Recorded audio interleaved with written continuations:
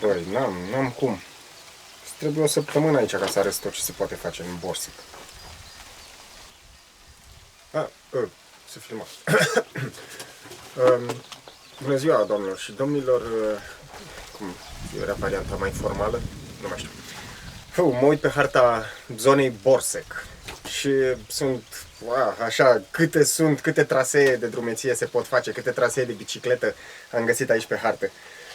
Eu n-am la dispoziție o săptămână, poate o să aveți voi, dar în astea 2 zile în care o să filmez aici în zona Borsecului și în munții Giurgeului, ați auzit de munții ăștia? Așa, o să încerc să vă arăt cât mai mult din ceea ce puteți face atunci când veți ajunge aici în zonă.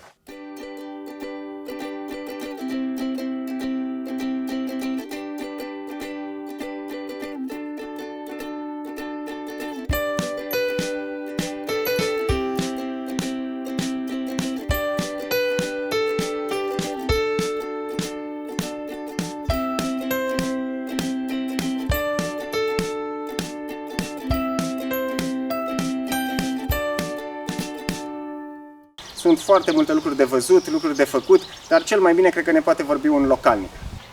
Mă numesc Cristina Cotrigoșanu, sunt angajată al Centrului Național de Informare și Promovare Turistic din Borsec. Deci centrul chiar funcționează, nu e ca alea care sunt așa de decor și...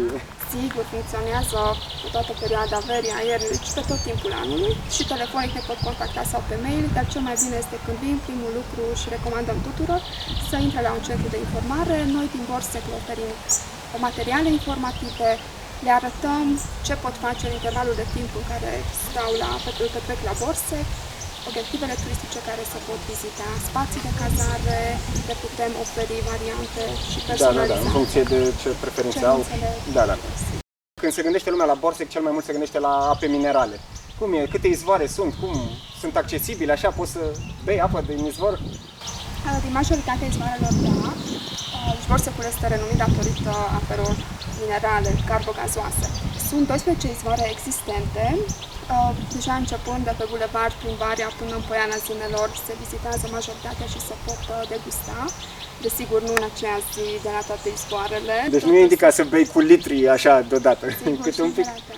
Pentru că acestea, pe lângă fiind și ape de masă, au proprietăți curative. Sigur, atât pentru cura internă, probleme ale tubului digestiv, cât și pentru cura externă, în special pentru problemele circulatorii.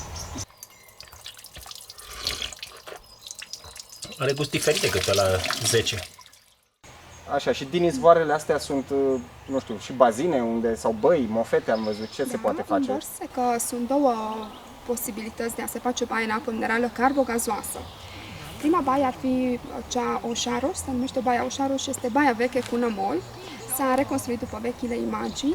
Sunt 2 bazine cu apă minerală carbogazoasă. Într-un bazin apa este încălzită, în celălalt bazin apa este rece. Și este baia tradițională din Poiana Zânelor, din rezervația naturală Scaunul Rotund, unde baia, printr-o fundație, deci au fost mai mulți membri și au amenajat acea baie. Este un aer liber, dar la fel indicațiile terapeutice sunt menționate. Este și cabină de schimb, sunt bănci. O altă posibilitate de a se face tratament în Borsec este Mofeta, izvorul Străvechi, să mai spună, pentru că acolo a fost un izvor și în locul acelui izvor acum sunt doar gaze terapeutice care au la fel efect pentru îmbunătățirea circulației sângelui. Aici, ca să intri, trebuie să fie minim 4 persoane solicitante și atunci se sună înainte și îți deschide. Am văzut că mai este în construcție acum încă un centru balnear sau ce e? Este centrul de tratament Spa și Wellness, este în construcție. Așteptăm finalizarea acesteia. Va fi cu o capacitate de 1000 de persoane vara, 700 persoane iarna. Pe timp de vară sunt băile așa, dar pe timp de iarnă vine lumea la schi? Vine la schi. De asemenea, noi recomandăm un program, ziua să poată schia, să pot face drumeții, la fel și plimbări cu salia. Iar după aceste activități se poate face de asemenea și baie în apa minerală. Sunt 3 putii de dificultăți diferite. Cutia este dotată cu teleski, este și un baby ski, baby lift pentru cei începători, pentru copii. Crezi că aici ai niște tufe de mesteac în pitic? Par niște tufe, nu știu acum cât de mare mai crește asta, dacă crește mai mare. Și au făcut un gard de jur împrejur ca să poată să facă rezervație naturală. Super tare. Pentru că e pe cale de dispariție. Probabil dacă nu era gardul ăsta, chiar era. Bun, acum făcând trecerea de la mofete și băi cu apă minerală, aici este un platou karstic până la urmă, în zona cu Poiana Zânelor, scaunul rotund se cheamă, nu? Da, este rezervație naturală de tip geologic. Borsec sunt 15 trasee turistice omologate și 5 trasee cicloturistice și acesta este primul, acesta și recomandăm de obicei. Crucea Roșie? Da, deci acela este simbolul pe care...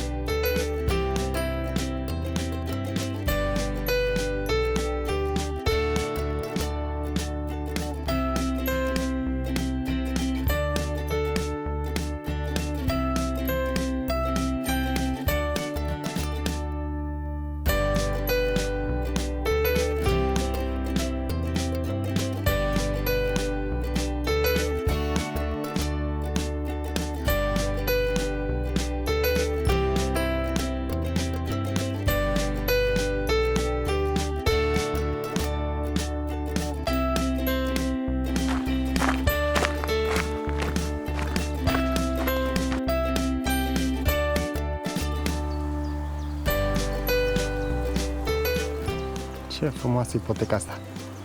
Și un punct de belvedere.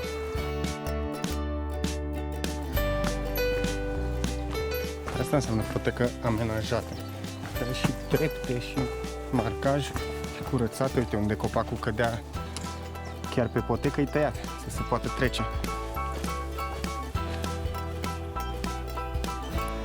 Wow, ce fain!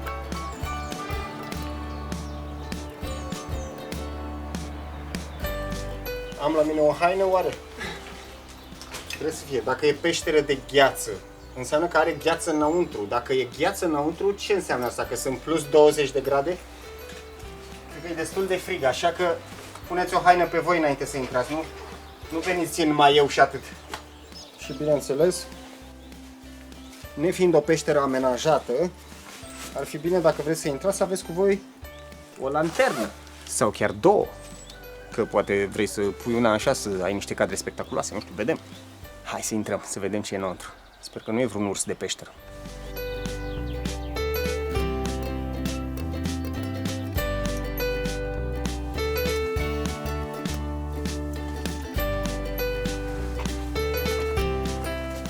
Aveți grijă la picioare și la cap.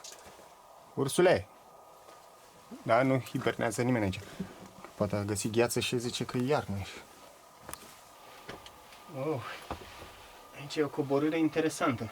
Se poate mai ușor pe acolo. Ia să vedem dacă reușim pe aici. Sunt trepte naturale aici, în stâncile astea. Cu grijă că pietrele alunecă. Trebuie să mai continuăm un picuț de la coborârea aia. Cu grijă. Aha, acolo se coboară cam îngust. Aici ai probă, nu poți treci decât dacă ai sub 70 de kilograme. Eu depășesc un pic. Acolo e un cablu. Că, da, uite, omul peșterii prinde, se uita și la televizor, la Travel Mix. Wow. Asta probabil e ca să te ajute să avansezi. Sper că nu e cu curent în el. Nu mă mai bag până acolo, că e cam înghesuit.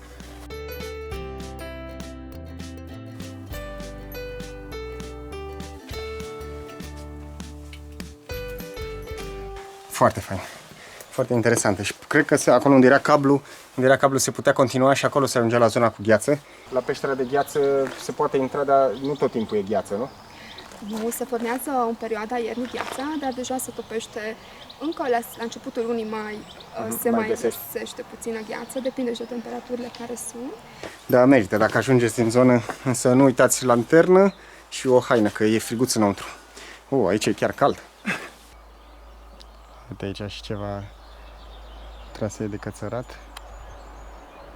E ceva de urcat. Fain, hai să vedem și pe grota urșilor.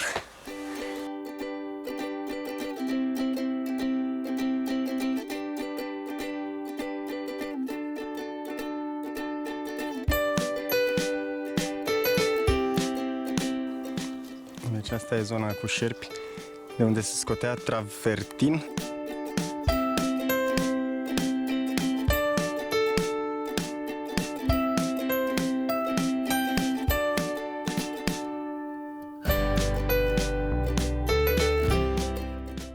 Deci astea nu sunt galerii de pe stadion. Așa se tăia, cu un fir diamantat, cu diamant.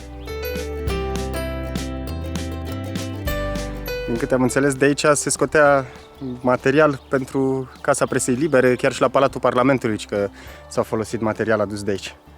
Dacă scoteau și partea aia de acolo, terminau și Casa Radio.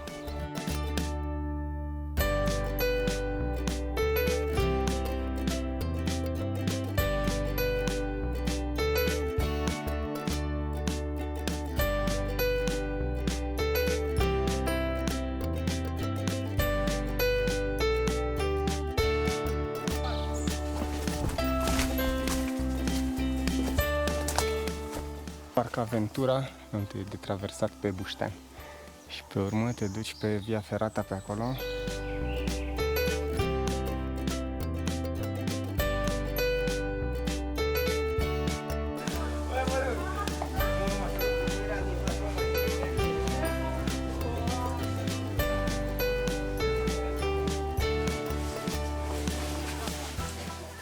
Și aici se simte răcoare.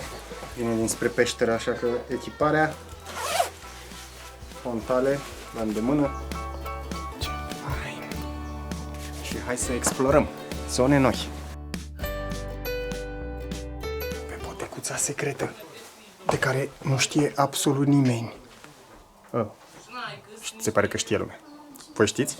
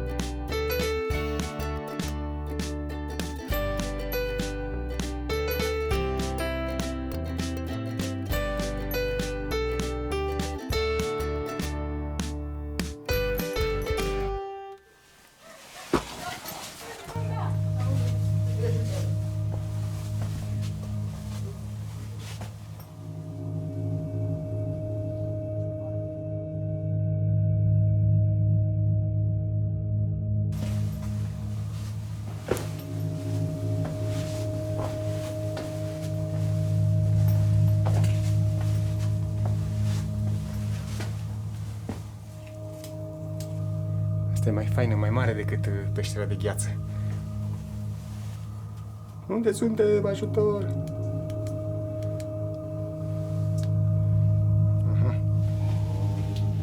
Fantome din peșteră. Bun.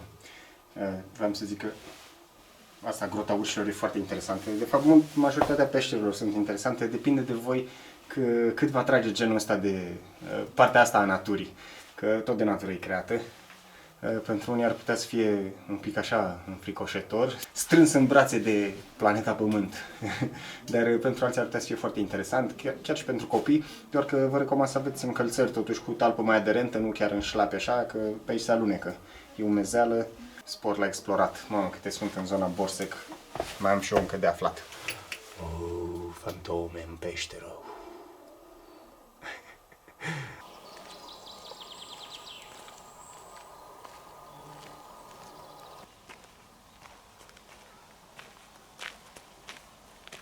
Foarte fain amenajată zona asta, Poiana Zânelor, cu două peșteri foarte interesante, puncte de belvedere, cariera de travertin, mofete, parc de aventură la care trebuie sunat înainte, dar foarte fain amenajat, cu băncuțe, aleile făcute frumos, cu pietre, cu scări, super.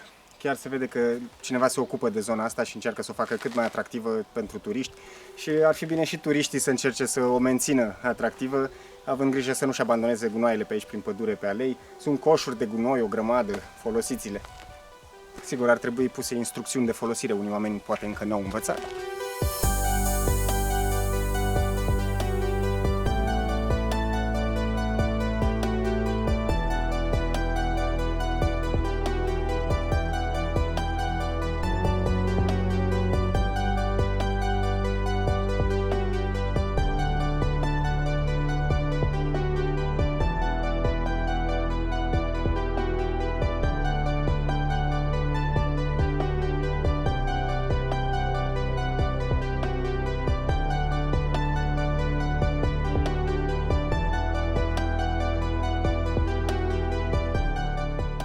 Am văzut că sunt, mai ales în zona centrală, foarte multe clădiri frumoase. Astea bănuiesc de când era stațiunea la începuturile ei. Sau...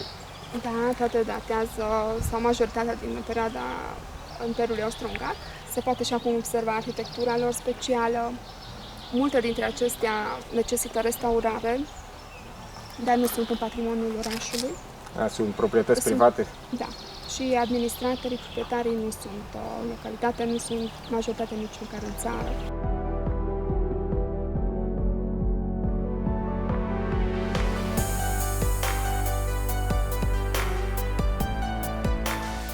Fiind atât de multe de văzut în zona Borsecului, am hotărât să abordez un pic altfel traseele, să fac trasee de o zi cu bagaj ușor, ca să pot să merg mai repede și să pot să acopăr suprafețe mai mari de mers.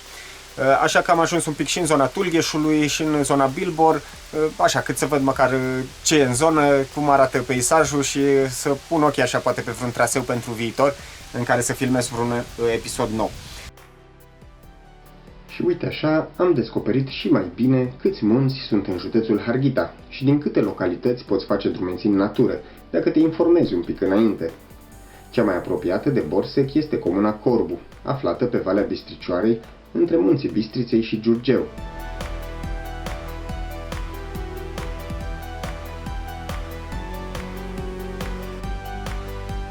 Pe bicicletă poți ajunge de aici și la Bilbor, mai ales că drumul nu este asfaltat, dar poți urca și spre scaunul rotund din Borsec.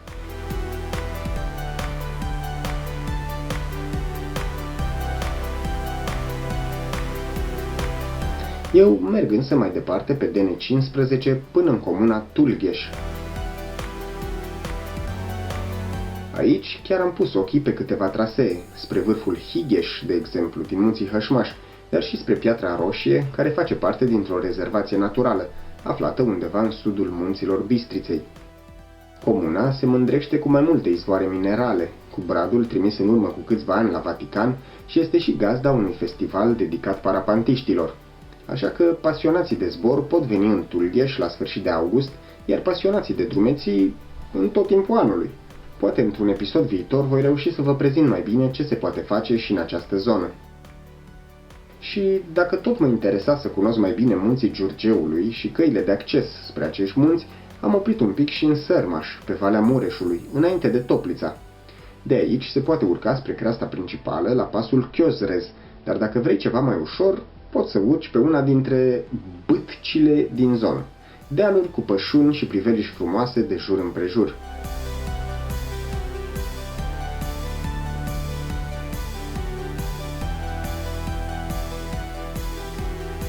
Am privit munții Giurgeului din toate părțile. A venit timpul acum să intrăm pe drumul Molidului și să vedem cum arată de aproape creasta acestor munți. Pasul Chiozrez, vârful Sărmașul Mare, acolo trebuie să fie pasul Creangă și apoi se ajunge prin Poiana Arcoza la vârful Fagului și de unde se poate coborî înapoi în Borsec.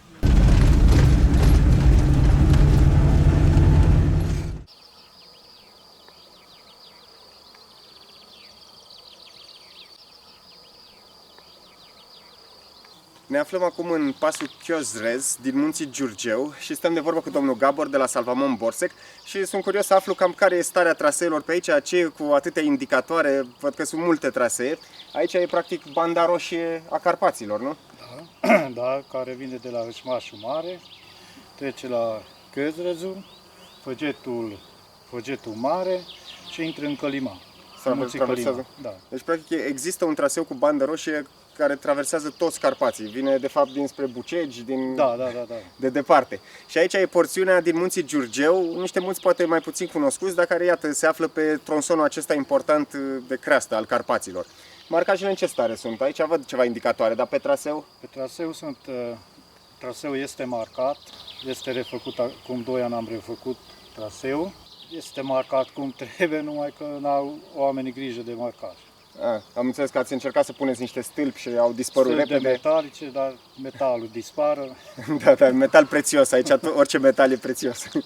Da. Și sunt zone cum e Poiana asta, sunt poieni unde nu prea ai pe ce să pui semnele și atunci acolo trebuie un pic mai multă atenție, poate. Da. Și ca distanță așa de aici din pasul ăsta se iese la șosea în pasul Creangă, nu? Da, pasul Creangă pe 11-12 km. Și mai e zona, am înțeles, o zonă așa mai interesantă, în zona Făgetul, vârful Făgetul. Da, vârful Făgetul e un loc de unde se intersectează munții Bistriței, munții Giurgiului și munții Căliman. Da.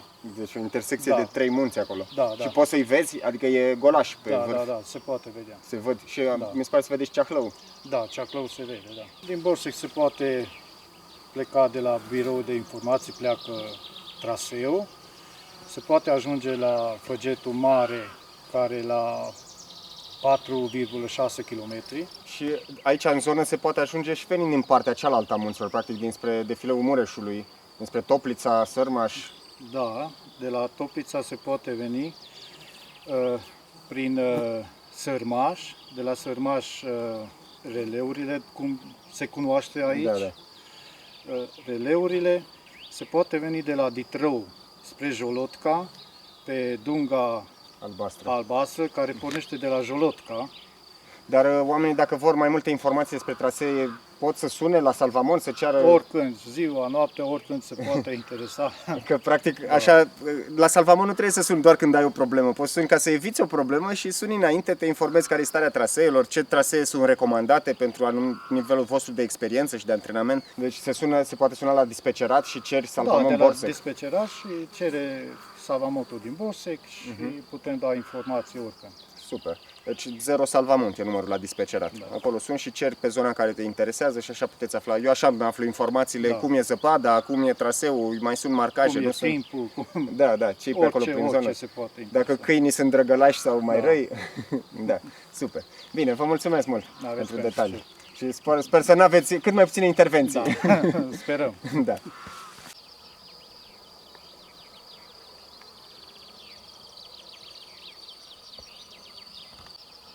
Acolo e Borsecul și în spate se vede vârful Făgetul undeva acolo și Poiana Arcoza. Pe acolo aș vrea să merg prin banda roșie. Da.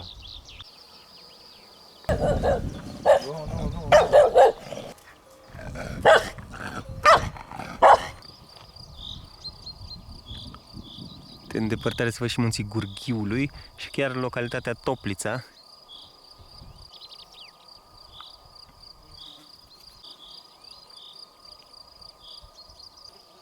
Pe traseul ăsta cu bandă roșie mai sunt și ceva stâne, asta înseamnă că găsești și izvoare.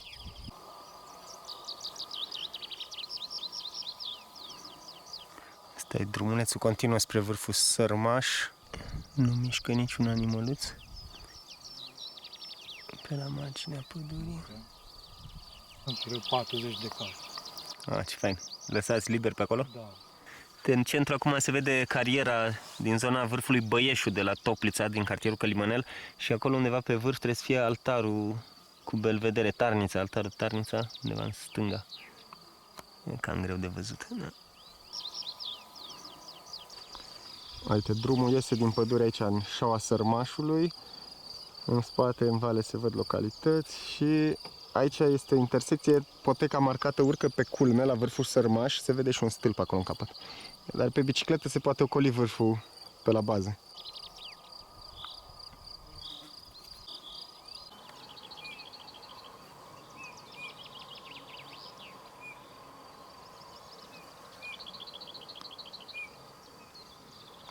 Piciorul căprioare, asta e comestibilă, dar nu așa, trebuie, trebuie prăjită bine că... Zici că sunt foile unei cărți aici pe spate. Sărmaș sau... Ăsta e sărmașul. Uite, cineva se duce la Toplița cu trenul. Uite brânzica cum stă acolo atârnată.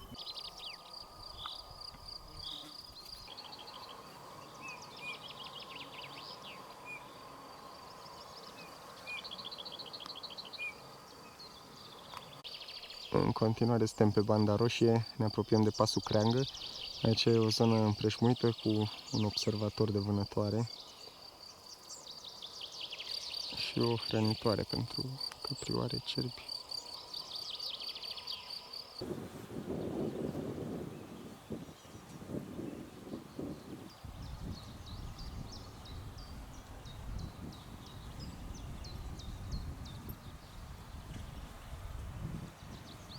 Acum am ajuns în pasul Creangă, șoseaua care leagă Toplița de Borsec și de Piatra Neamț. Banda roșie continuă de aici mai departe spre Poiana Arcoza sau Arcoza și spre vârful Făgetului și asta vreau să fac eu în continuare, să urc spre vârful Făgetul, că de acolo am înțeles că ar fi o priveliște foarte faină, atât spre Munții Călimani, cât și spre Ceahlău, Munții Bistriței. O să vedem cum arată.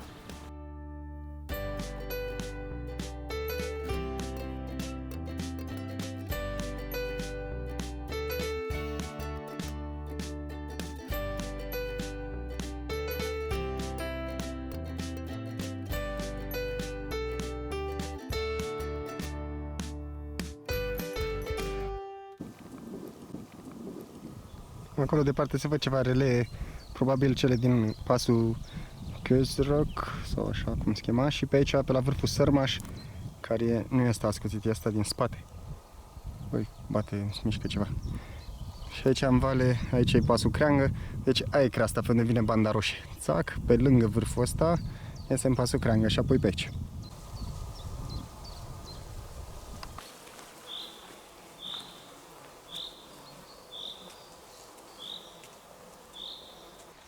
Cât de fain e drumulețul ăsta. Uite ce înseamnă un drum forestier care nu mai e folosit pentru exploatări forestiere. S-a înverzit destul de tare și arată super fain. Și pe aici chiar că merge cu bicicleta. Pe aici e bine să mergi.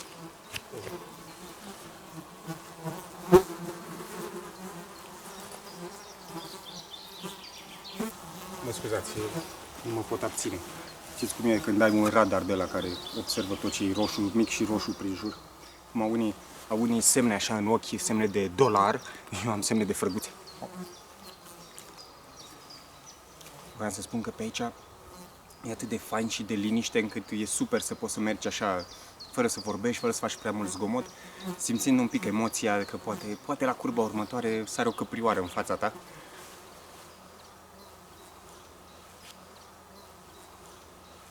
Oricum, și dacă faceți gălăgie când mergeți, dacă nu vreți să întâlniți animale, din când în când măcar opriți-vă, stați așa frumos în pauză și faceți o pauză de ascultat pădurea. E un sunet incredibil.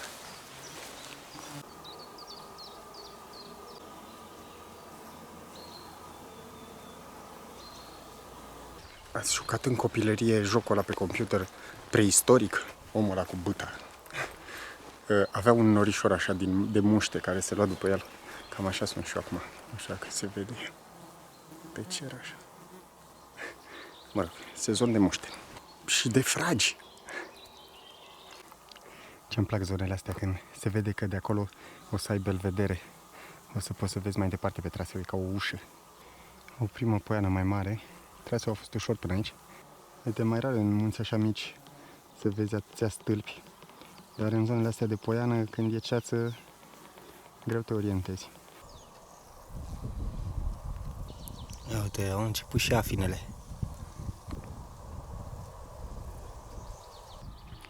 Nu-mi dau seama ce vârf e ăla ascuțit. Pe ăla îl vedeam și din Călimani, înspre lacul Roșu undeva.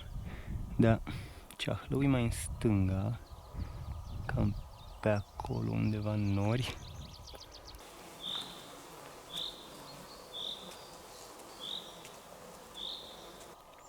Încoace deja din munții Bistriței. Și aici sunt deja la intrarea în Poiana Arcoza. Aici se urcă spre vârful Arcoza. Drumul e la dreapta. Trebuie să fiu atent să găsesc izvorul și să fiu atent la stână. În partea dreaptă se văd pârtiile deschid din stațiunea Borsec. Pe acolo e drumul care trece fix pe la stână, dar nu văd oile, nici câinii. Pe fundal acum ăla ascuțită nu știu ce e, dar acolo undeva e Hășmașul Mare, unul din alea două sau acolo, în vârful Hășmașul Mare. Și pe aici traseul cu bandă roșie e ăsta pe creastă, din munții Giurgeu. Este acolo în pasul Creangă undeva. De acum, deasupra de pârtile deschise, vede Ceahlău începe să iasă din nori. Uite, acum se vede bine vârful Toaca din Ceahlău și Ocolașul Mare, cel mai înalt. Pe acolo trece și traseul pe drumulețul ăla înspre vârful Făgetul, care este undeva în zona aia. Acolo sunt Poienile.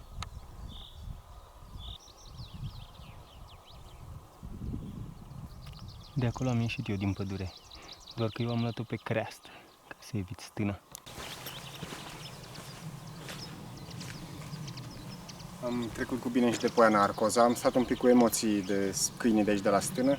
Nu am întâlnit turma de oi, deci e posibil ca ea să fie mai în față, în drum spre Făget. Trebuie în continuare să fiu atent. Traseul părăsește Poiana aici, este un marcaj chiar la marginea gardului. Trebuie să fiți un pic atenți că se face stânga din Poiana, altfel e un drum care merge și înainte. Altfel, datorită stâlpilor puși de cei de la Salvamont, orientarea ar trebui să fie destul de facilă, chiar și pe vremea rea. Se stă pe drumul principal și doar în curbe, în intersecție, așa trebuie să fiți atenți. Oricum, nu strică atunci când mergi prin zone pe unde n-ai mai fost sau nu știi cum sunt traseele, să te uiți înainte și pe o hartă și chiar să o ai la tine. De aici o săgetuță pusă foarte bine, pentru că drumul principal merge încolo, dar marcajul coboară pe aici. Imediat ajungem și la intersecția cu triunghiul galben, asta nu prea apare pe hărți, că e mai nou traseu. De fapt era pe hărți, apare cu bandă roșie, coboară spre Borsec. Mică zonă cu noroi. Opa. Și reîncepem urcușul. Ce observați aici? Unii vor zice, o zonă fără pădure, tăiată, ruptă de vânt, cine știe că aici au fost multe ruperi de vânt. Sau o pădure nouă, în devenire, care crește în fiecare zi, câte un pic. Fiecare privește în funcție de cum e el. Vrei să vezi mai mult ce lipsește în viața ta sau în jur, sau vrei să te concentrezi pe ce e bun, ce trăiește, spuse el și mai luă o gură de fragi. În această pădure tânără de fag. Uite cât puie de fag. Ne apropiem de vârful Făgetul. Era cazul. Că altfel în zonă sunt mai mult molizi. Să mă mai urc și până acolo? Nu mă mai urc. Da, nu știu dacă mai ajung înapoi în Borsec. Cred că o să rămân pe aici. Uite, zonă bună de afine, dar și de urs.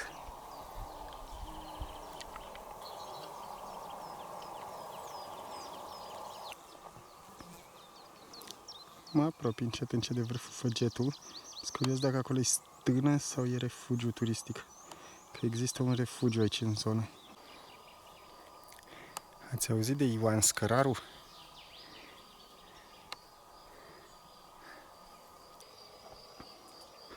Cam șubredă. Nu prea vă recomand. Dar dacă tot am urcat, hai să vedem dacă vin inamicii. Crescut frunzele aici. Am întârziat un pic pe traseu pentru că am găsit afine și fragi, mulți fragi, dar e surprinzător că afinele s-au făcut înaintea smeului. Smeura încă nu e făcută. Oricum, dacă vreți o perioadă bună de venit la Borsec, iunie și iulie, aveți ce mânca. Afară de mâncarea tradițională pe care o găsiți în stațiune, la restaurante, aici pe munte, dacă faceți ceva trasee,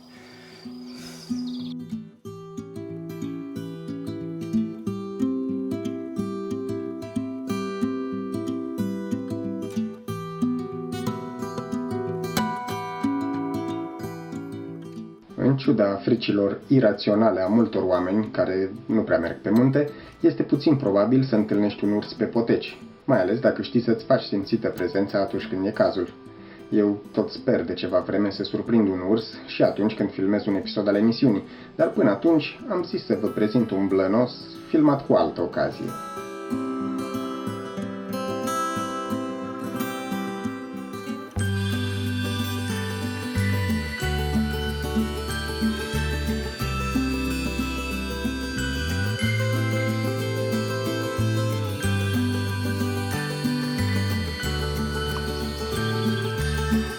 că tot stă să plouă, mă bag acolo.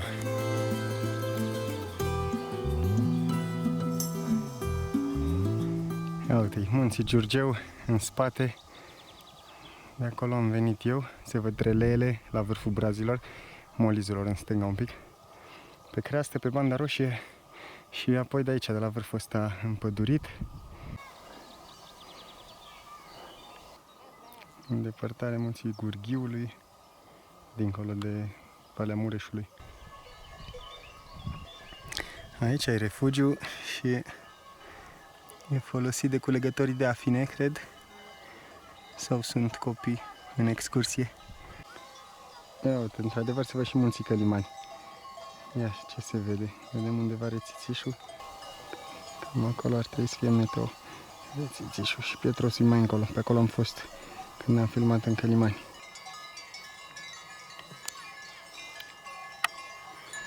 Și aici ai platou, vârful, Făgetul, 1300 și ceva de metri parcare. De cum vine ploaia de acolo.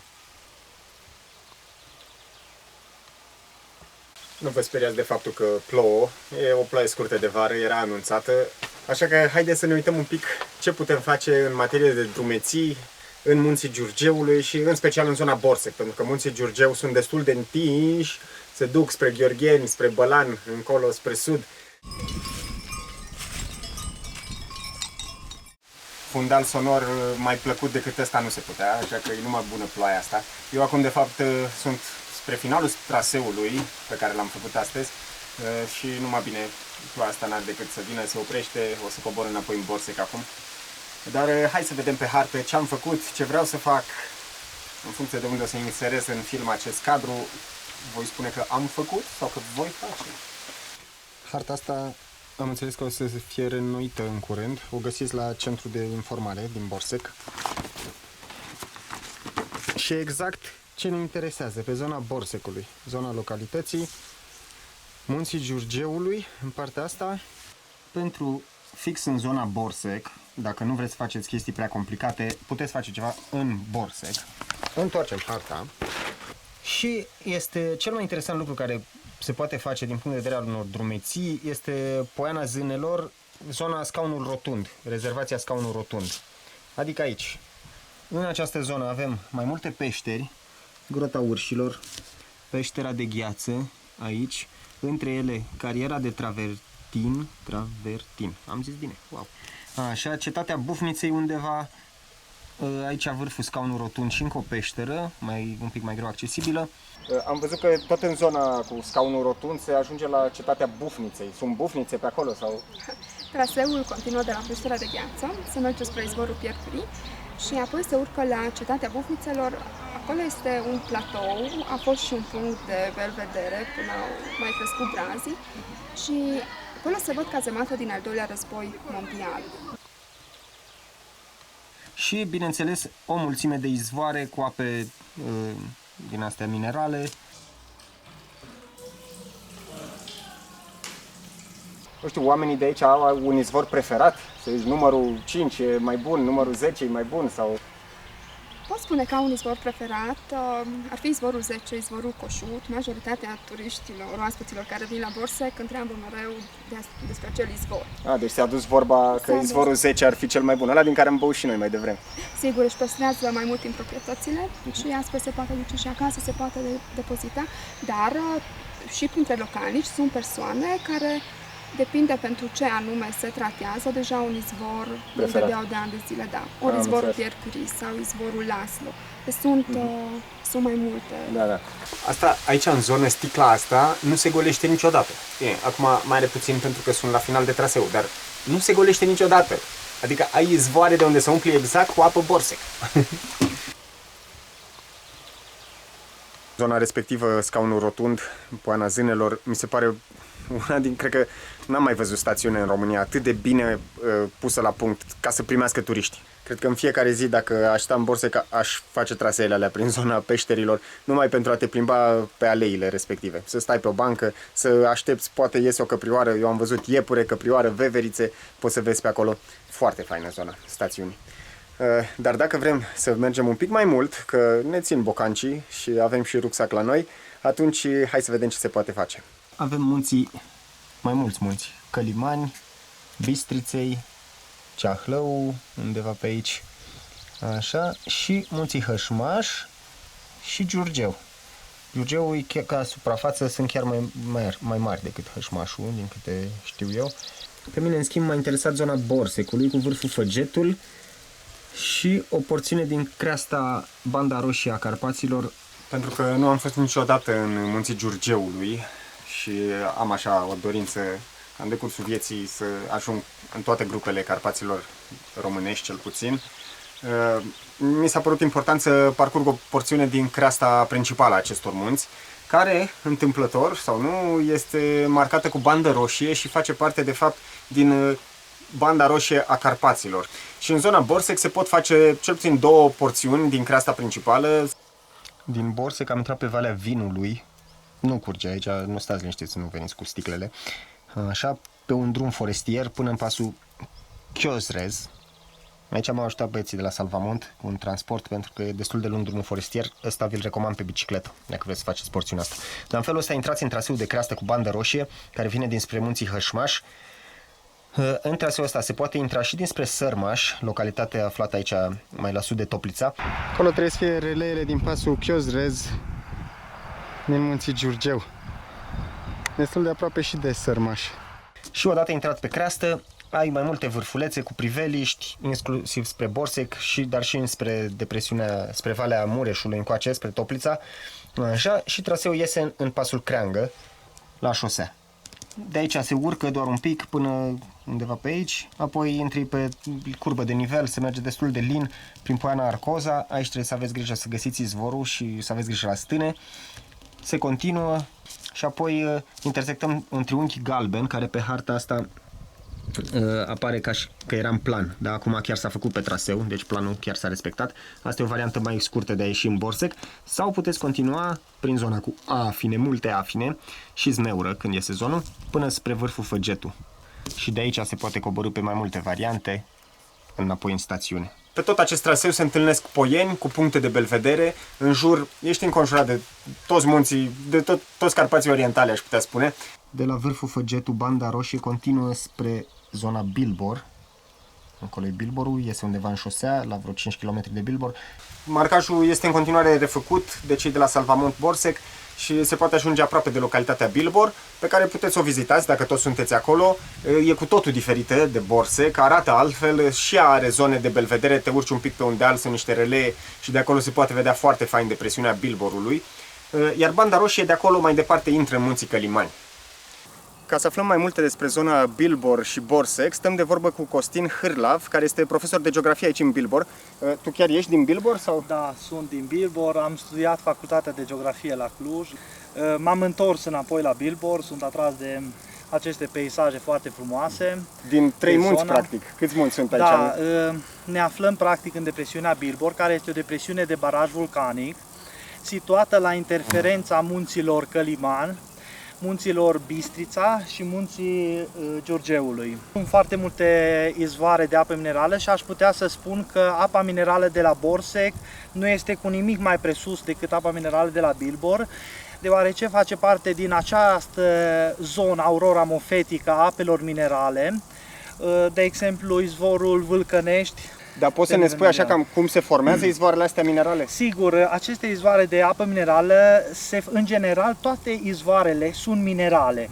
Diferența dintre apa minerală plată, de exemplu, și apa minerală carbogazoasă este faptul de straturile din acvifer care le străbate, din subsol care le străbate și se încarcă, să spun așa, cu anumit dioxid de carbon. Munții Căliman, munții Gurghiu și Harghita sunt munți vulcanici. Deci dacă nu ar fi acești munți vulcanici, cu siguranță nici apele minerale nu ar exista în această zonă. Ce să vă spun despre localitatea Bilbor? Este o localitate foarte frumoasă, după cum se poate observa. Și aici în zonă sunt ceva trasee de drumeție, e vreunul care face legătura cu Borsecul? Este sau unul de drumeție de bicicletă, da, cum dinspre Toplița, Secu și merge pe Valea Bistricioarei până la Capul Corbului. Cu bicicleta asta? Cu bicicleta, da. da. Pe drumuri forestiere, de țară? Nu de mult, de vreo câțiva ani s-a marcat acest traseu, s-au făcut și foișoare, câteva foarte frumos. Și izvoare găsim pe traseu? Sigur, să găsiți izvoare. Foarte interesant este că izvoarele de apă minerală sunt toate pe partea dreaptă a râului Bistricioara. Tocmai de aceea, în partea dreaptă sunt și munții Căliman, în partea stângă fiind munții Bistriței, sunt munții alcătuiți din alte tipuri de roci, șisturi cristaline, și nu sunt ape minerale. Ce tare, asta e interesant. Valea Bistricioarei separă practic munții Bistriței, aflați mai la nord, de munții Giurgeului. Dacă tot ajungi într-o zonă, nu neapărat în Borsec, oriunde ai merge, în Bilbor, ieși din casă, vizitează ce e în jur, mergi și întreabă oamenii, băi, ce pot să fac aici? De-aia există centru de informare, ăla e primul loc în care trebuie să intri. Când ajungi într-o localitate nouă, într-o zonă nouă, dacă există centru de informare, ăla e primul loc unde trebuie să intri. Te asigur că nu ratezi, poate cine știe, era la 10 minute de șosea ceva super interesant, o cascadă, o peșteră, și tu nu neștiind de ea, nu o vezi. Deși în Borsec e mai greu să nu știi ce e de văzut, pentru că sunt indicatoare peste tot, foarte fain făcute, cu informații, citiți și informațiile, pentru că eu am greșit. Am filmat indicatorul cu peștera de gheață și l-am filmat și pe cameră, mă rog, se vedea micuț așa. Și n-am citit atunci, că mă grăbeam să filmez, să intru în peșteră așa. Și pe urmă, când am ieșit din peșteră, după am mers un pic și am citit și eu ce scria pe indicator. Și scria că e un ecou cu 8 silabe. Nu știu ce înseamnă, dar probabil 8 silabe parcă era. Da. Dar intrați în peșteră și faceți și voi. Probabil că asta înseamnă. Foarte tare, nu? De-aia merită citite informațiile de pe panouri. Afli tot felul de chestii interesante.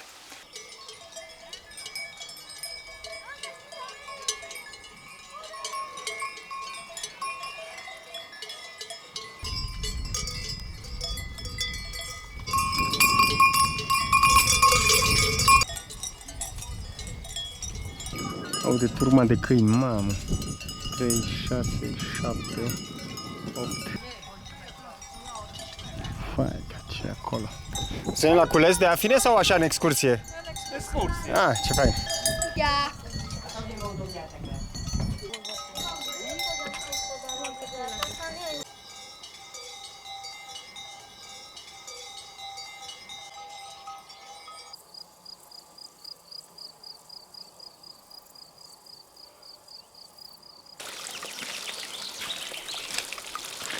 Nu mai aveam mult până în Borsec.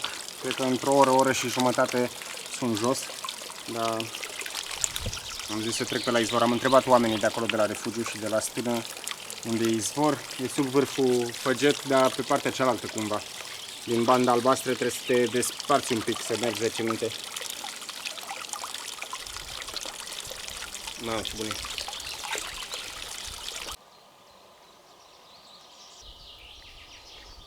Acolo sunt cai semi-sălbatici.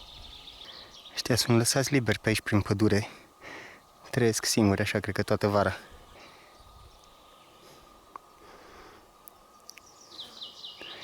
Pe coborârea spre Borsec mai e o mică clădire, stână, despre vârful Pietrele Roșii, Piatra Roșie, în zona Tulgheș.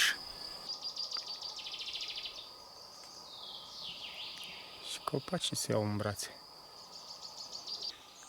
Te observați intrusul din poză? De fapt, bine, intrusul e în spatele camerei, dar...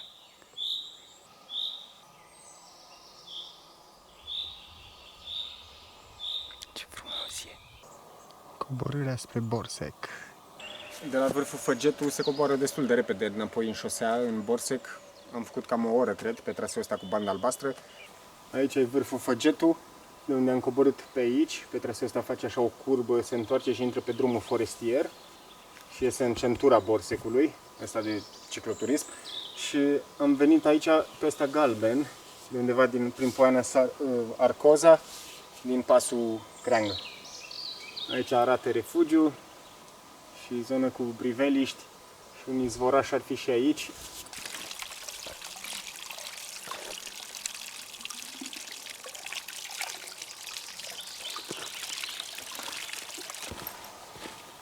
Intrarea în Borsec se face pe probabil singurul drum forestier din țară asfaltat. Super pentru bicicletă.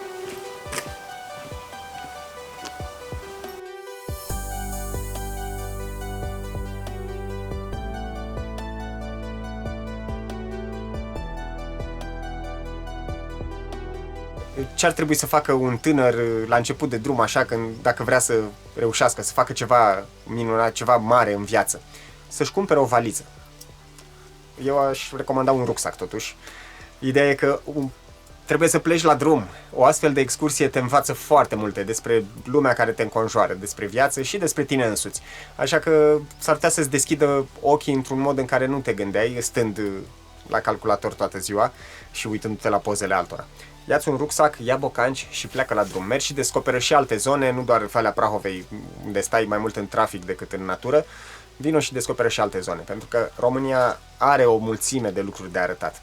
Trebuie doar să plecăm de acasă și să le descoperim.